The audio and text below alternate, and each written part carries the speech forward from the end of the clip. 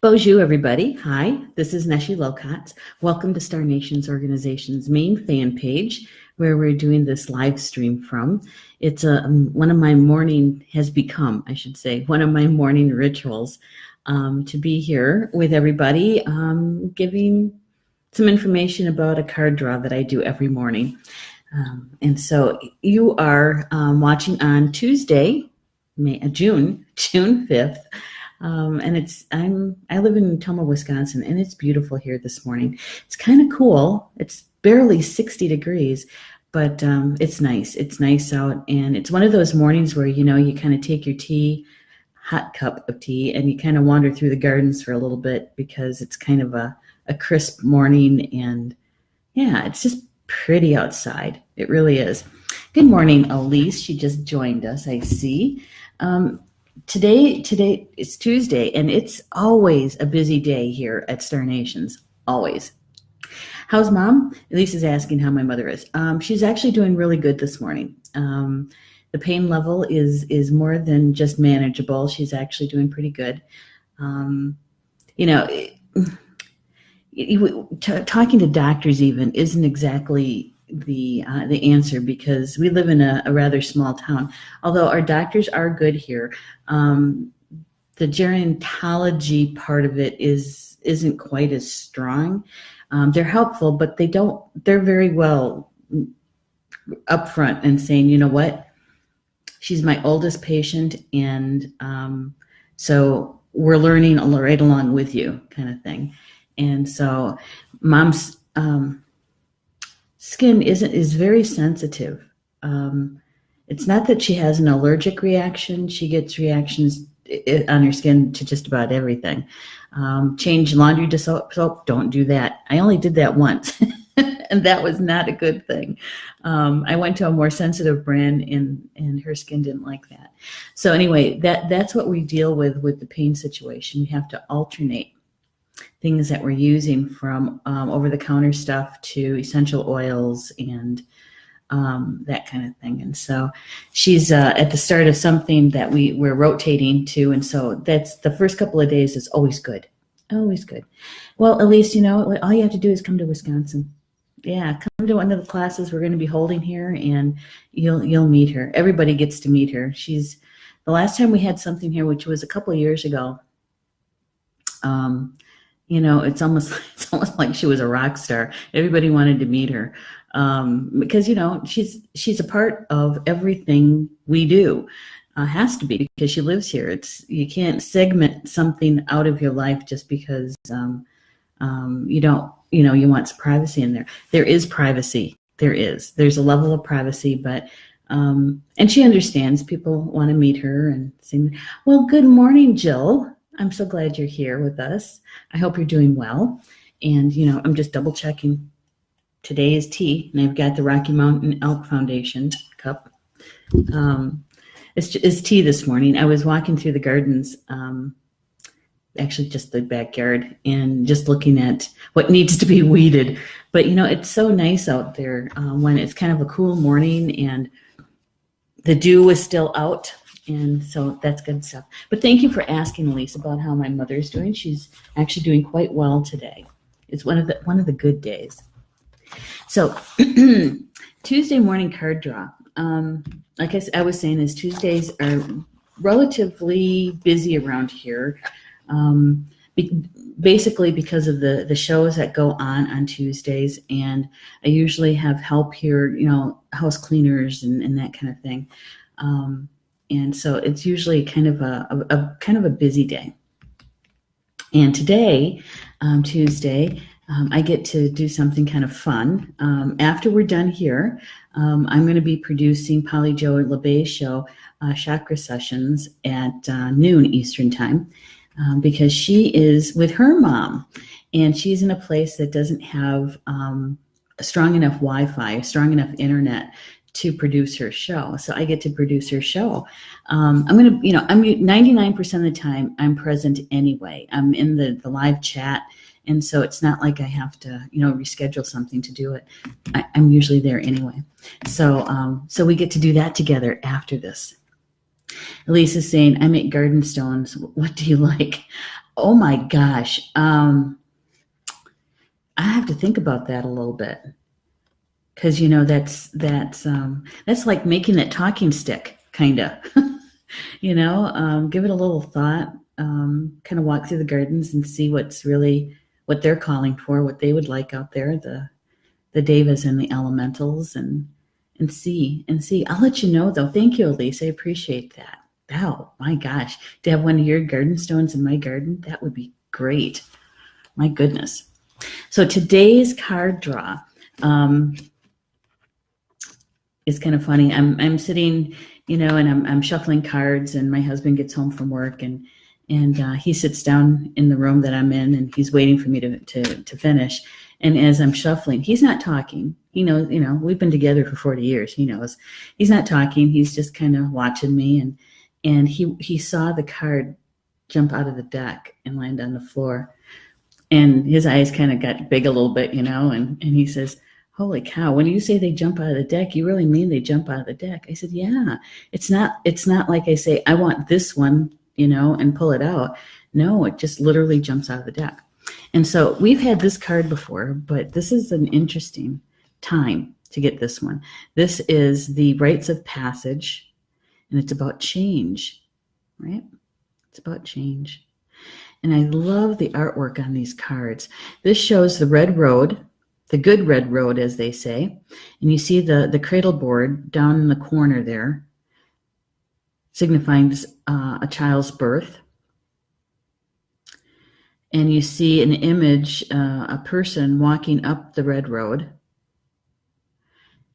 toward, it's a scaffolding up there. And Jamie Sams calls that a sky lodge. It's a scaffolding.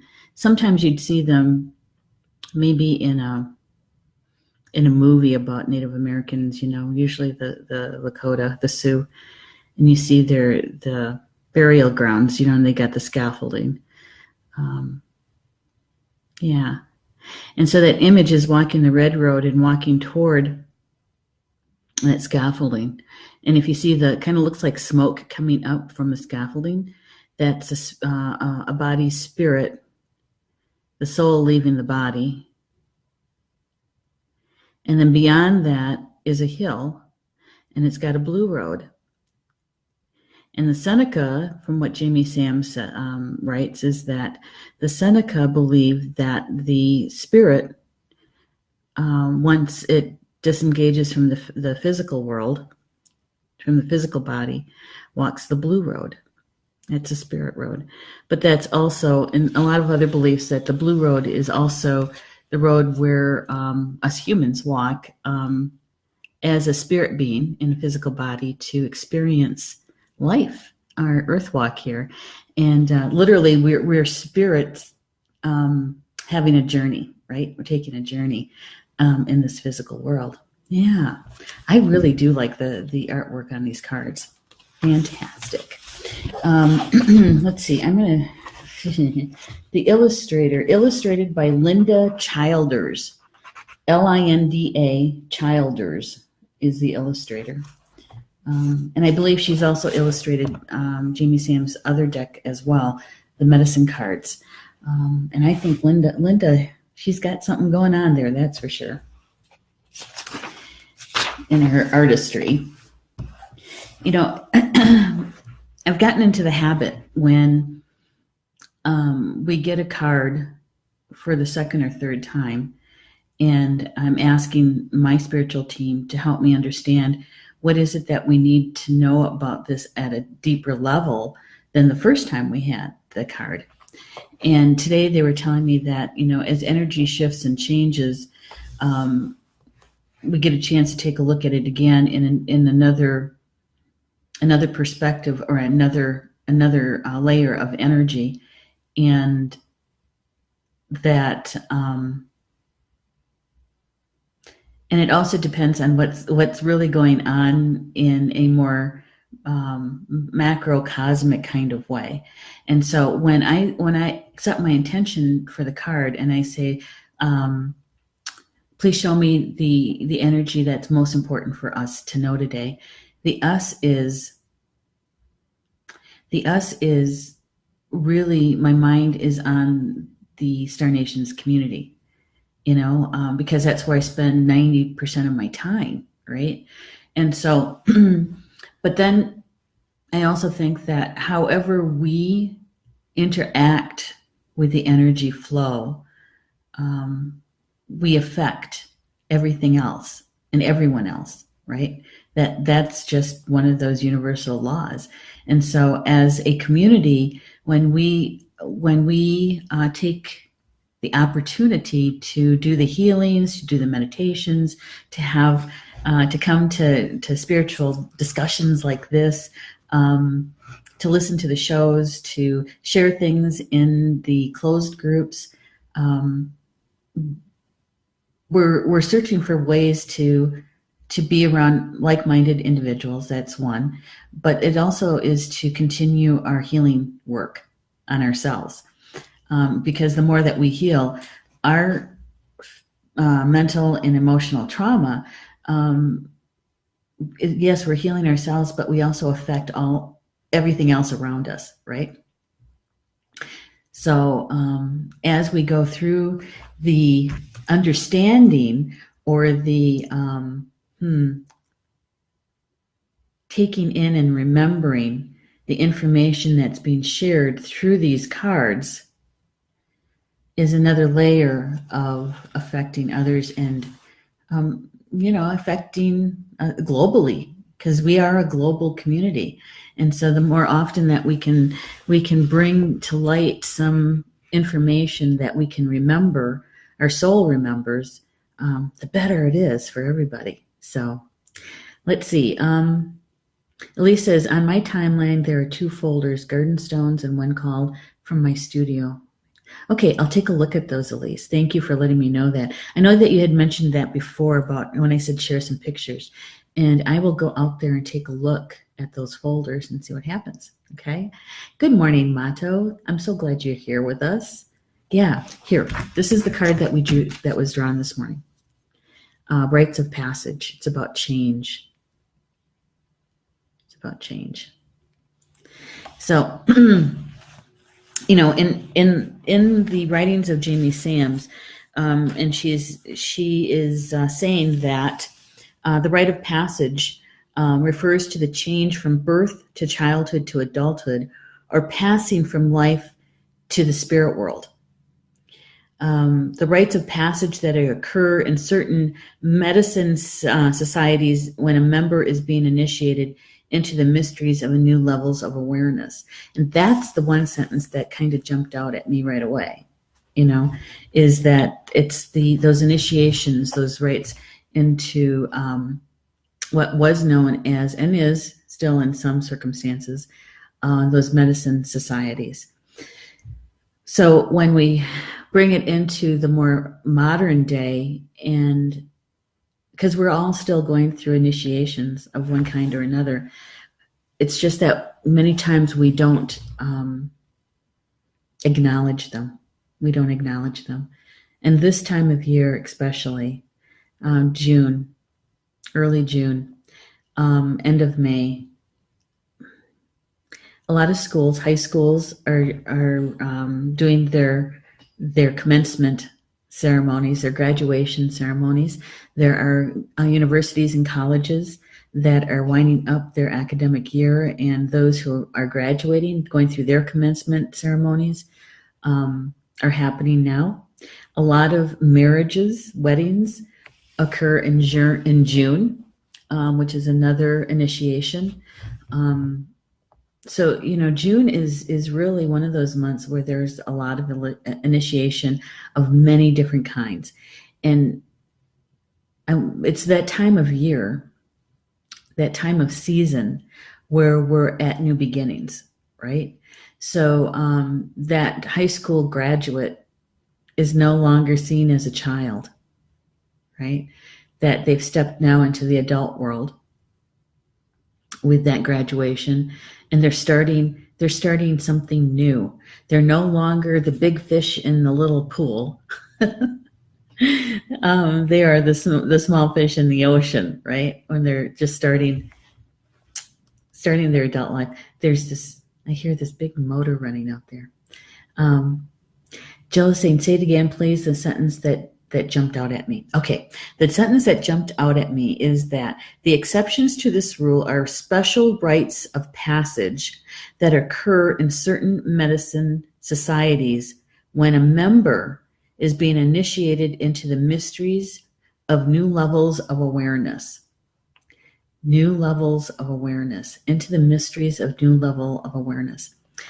And so many times in a Native American traditional sense is that when you are a member of one of those societies, you come in as a new member. It's not like you come in like a blank slate because you come in with some knowledge, right? That's one of the reasons why they invited you and asked you to join, is because you have something to add to that society.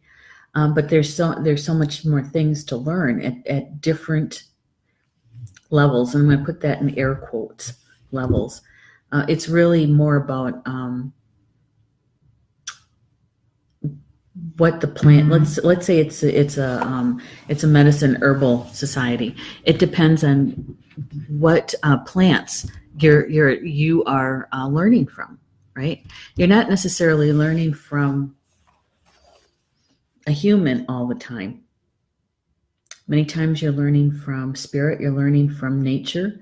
And so those initiations into those kind of medicine societies are a way to be able to step into what you remember, what you're really here and what you're doing here, right? And in modern day and in more Western society initiations, that is kind of like your graduation, especially from college, because you selected some sort of major that you've been studying in. And so now you get to, if you continue that path, you get to locate a career along that topic, right? That subject. If you're going to stay with it. There are many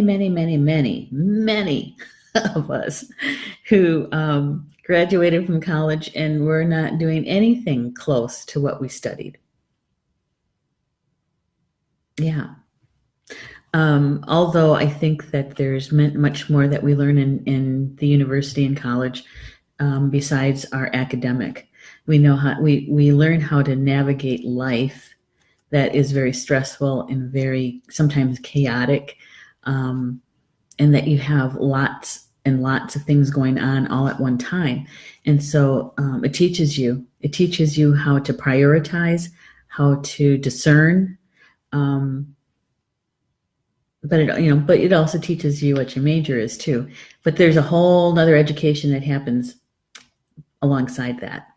And it's in that initiation, that rites of passage, going from one, they're saying existence, from one existence to another. Existence, yeah. It's the rites of passage that occur to us as two-leggeds, right, in this modern day, is about mile markers. It is those times in our lives that are significant, such as your graduations, marriages, divorces. If you move, you get a different job. Those are all initiations.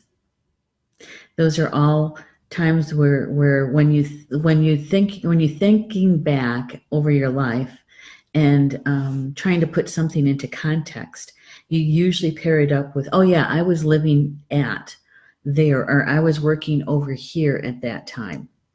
And so you're pairing it up with certain things that happened in your life for that remembrance, right? We all do it. And that is a part of connecting it to that initiation at that time. It's that it's also a growth, whether it's in the physical world, maybe it's in your career and you got an advancement, a promotion, or maybe it is literally leaving something, whether you left that job and started something new, left that relationship and started something new, whether it was a new relationship, a relationship with yourself instead, learning how to be independent on your own. We're heading out of, okay, here's my 2 cents on something. Back in the day, many of us got married at a very young age. I got married when I was 19. Literally went from my parents' home to making it a home with Paul. And he did the same. And so technically, we've never lived independently on our own, all by ourselves. We've never done that. And so there's a whole generation of people who are like that.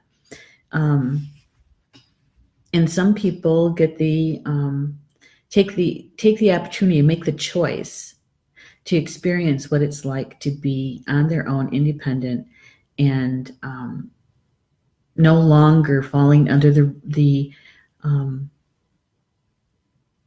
I was going to say rule, because I heard my mother's voice there when I was a kid. As long as you live under this house, under this roof, these are the rules. And so, that you make up your own rules then, right? Yeah, so there's lots of things that go on day to day that we might not even look at as an initiation. And there's a lot of them that we don't even acknowledge. We don't acknowledge. There used to be a time where going from being a child into a young adult or adolescence was marked by an initiation, a ceremony. There used to be a time when a young lady would begin their first period, their first menstruation, right, their moon time. And there was a ceremony done with that, used to be.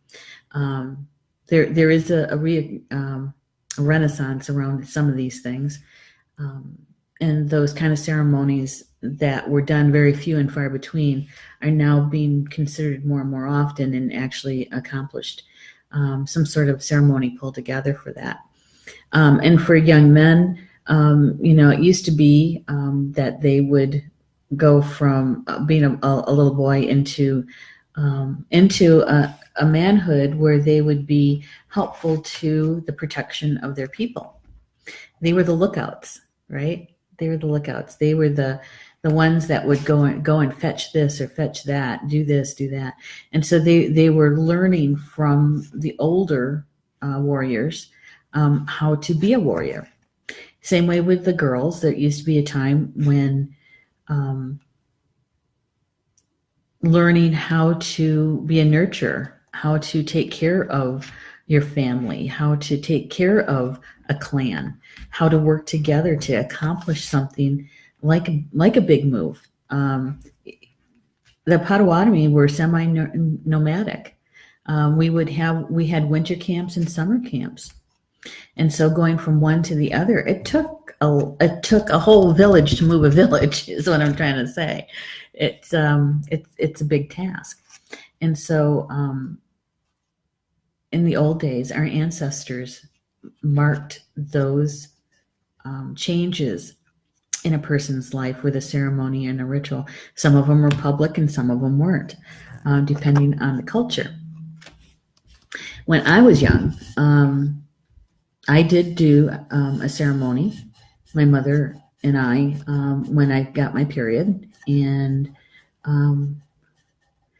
for the first year anyway, I didn't take meals with the family. Because in the old days, when you had your period, you would go out and stay by yourself in a wigwam or a cabin or something like that. And in modern day, we didn't have a cabin out back or a wigwam out back, and so I would take my meals in my room. And at first, I was like, why do I have to eat by myself? It's like, that's not fair. And as my mother was trying to explain it to me, night after night, for that first month, it was like but, because you're feeling like you're being segregated, and why? Well, once I realized that some of that time is meant for you to be quiet and to contemplate and to feel, literally, the sense, the energy flow within you, and how different that is than it was when you didn't have a period. And it also meant I didn't have to set the table or help with the meal or clear the table or wash the dishes. So it got to be a win-win situation, is what I'm trying to say. Good morning, Cindy. I'm so glad you joined us. I'm so glad you're here. Elise is saying the best knowledge is what comes from age and wisdom. Wish it could come sooner. Yeah, I know. Jill is saying, well said about the other level of learning during college. Yeah, absolutely. And unfortunately, today I actually have to be mindful of the time because I have to make sure that I'm online to produce at a certain time. So to produce Polly Joe Show. Let's see. There is one piece in here that Jamie Sams writes about that I did touch on the last time, but I want to take another look at that, go a little bit deeper if we can, and that is the one initiation that there seems to be a lot of ceremony and ritual around, and it doesn't matter what culture you come from, and that is a funeral. That's when somebody is crossing over and has transitioned. They are different in many, many ways, those ceremonies. But the one thing that I've noticed that is a commonality in those funeral ceremonies is that it's a way to help those that are still living to have closure and to begin their way of grieving. In the Ho-Chunk and Potawatomi, if the person had a spouse, that spouse is treated very respectfully, of course. But everybody understands that this person is going to be in mourning for at least a year, if not more, and that we probably won't see them in very many public social situations. And so that's one level. And the other one is the ceremony, the actual ceremony that takes place is to help prepare the spirit for the release from the physical and on their way, their journey home, back to the ancestors, back to the stars. And the story of that journey is told in either Ho-Chunk, because they have that version in their language and their belief, or Potawatomi, which has their own story and their own belief around that. And the story of that journey and what is going to be encountered is to help prepare the spirit for that. And in the preparation, much like somewhat similar to the Egyptian, is that there's certain things put into the casket to take with them, a physical, sometimes it's a symbol of something, or a color, blue, for the Blue Road, and that's for the Potawatomi. Well, I think the Ho-Chunk had that too. Come to think of it, yeah, because I had to find a certain color blue to put into the coffin, into the casket. So anyway, so there's lots of ceremony and ritual around funerals, more so than there are around births, or another big one is naming ceremonies, where you get your spirit name or your native name. And that name is actually used in my tradition, never changes. You carry that name with you from the time they give it to you until the time your spirit is released. And in that releasement, all the ties to the physical world are done. They're done, and you're free. You're free. Yeah. She writes that let's see where to start. She says, each rite of passage brings new privilege to experience the beauty of each phase of life. From the newborn in the cradle board to the oldest elder, each life cycle adds to the wisdom and experience of the tribe as a whole. So much like yesterday during discussing the talking stick, everyone's opinion, what they have to say is of value. It's important to the whole council or the whole nation, and that it's respected. You might not agree with it, but what they have to say is just as valuable as what you have to say. And this is saying that every life is valuable and affects the whole. And that we are really that oneness that we talk about, that we refer to, and searching to belong to again, and I think more and more people are remembering what it's like to be a part of the one, for that unity and that wholeness. She says, beginning with the birthright, which welcomes the new infant into the tribal family, and ending with the death rite, which sees the graduation of that spirit into a new life. Each rite of passage is celebrated as a part of the sacred hoop or medicine wheel of life cycles. Yeah. And I like that last sentence. Celebrated as part of the sacred hoop, that graduation of that spirit. And we all do it, every single one of us. Mm-hmm. Sometimes it feels like we're struggling. Sometimes it feels like we're not doing this very well, this earth life. But we all graduate. We all get to return home at some point. And we also get to affect our community while we're here the best way we can, as long as our heart's in it and we're doing it the best in a good way, as they say. You're leading your life in a good way. You're affecting people positively as much as you can. And, and that's just being you. Just being you. Yeah, I think that should be an initiation in itself. I'm looking at the time. Okay. So, here we're going to show the card one more time, okay? Here we go. Rites of Passage. And you can see the cradle board down in the corner. And there's a person walking up to the scaffolding, up to the body that's up there. The spirit is being released. And beyond that is the blue road. That's the spirit road.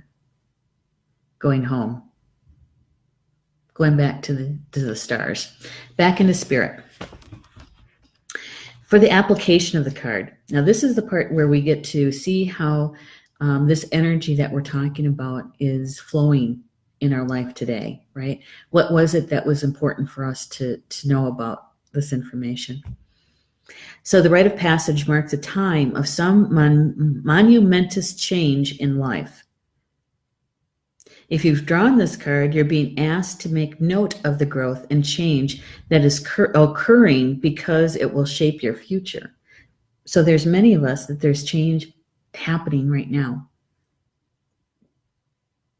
that should be marked as an initiation, as that change.